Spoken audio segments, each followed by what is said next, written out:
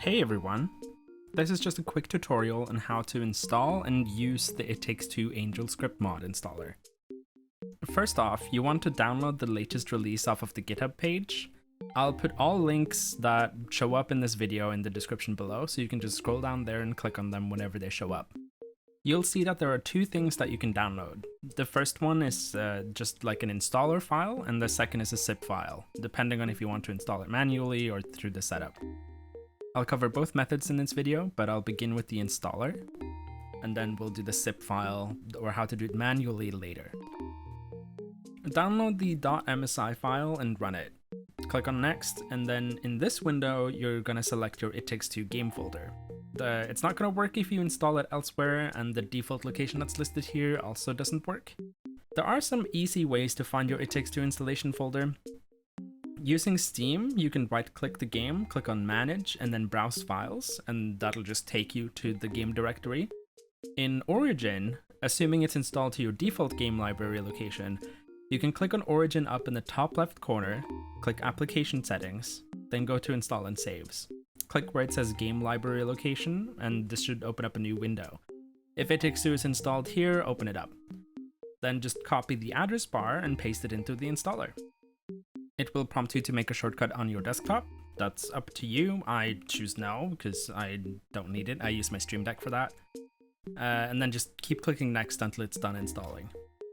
To install it manually, you want to download the zip file, find your It Takes Two game folder, and then just extract all of the contents of the zip file into this folder. Make sure it's in the root folder, where you see all of the other folders like the nuts folder, support, engine, stuff like that. Once all of that's done, now you can launch the installer, and assuming everything has been done correctly, it should tell you that it's your first time launching it. It'll prompt you to make a backup, and you should do this. Assuming your script files are completely vanilla, click on yes and just let that run. It might hang a little bit while it's creating it, that's totally normal. I'm gonna choose no, because I already have a backup of my script files that I'm using already. And then you'll see this screen. This is going to be the main window of the installer. This is what you're going to be the most familiar with as you're using it. You have the mods list here. So all of the different mods that you have that are packaged will show up in this list. The backup that's created by the prompt is called default game backup. So if you don't have that, or you want to use another backup that you have, package it up to a zip file, rename it to default game backup as you see here on the screen, and then just put it in the mods folder that's created by the installer. The installer does come with a few mods already here. First off, it's the speed tools, then the routing tools, and FreeCam. Whenever you're installing a mod, just select it in the list and click the install button. Whenever you are installing a mod over an already modded script folder, you always want to install the default game backup first and then the mod after to make sure everything works. If you know that the mod you are installing is overriding all of the other files from the previous mod, then that's fine. Like, you can install the routing tools on top of speed tools and the FreeCam tools on top of routing tools, but you can't install the speed tools on top of FreeCam. That leaves some of the code from the FreeCam still there, which might linger or otherwise not make for a good experience. So always do that. Let's go over some of the other buttons that are here. The top one is a refresh button. It does what it does, it refreshes the mods list. Create backup creates a backup of your current script folder.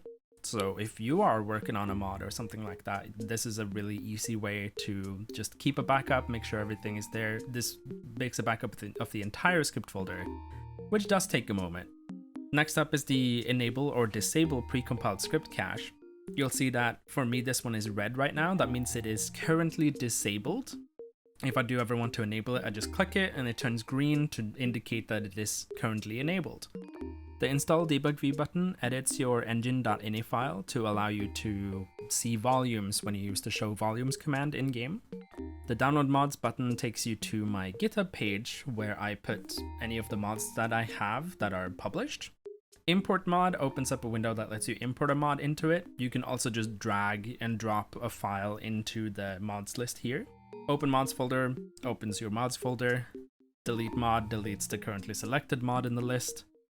And then uninstall, that one installs the default game backup, then deletes the extra files added by any mods, so anything that's put into the mods and speed folders inside the script folder, and then additionally enables precompiled script.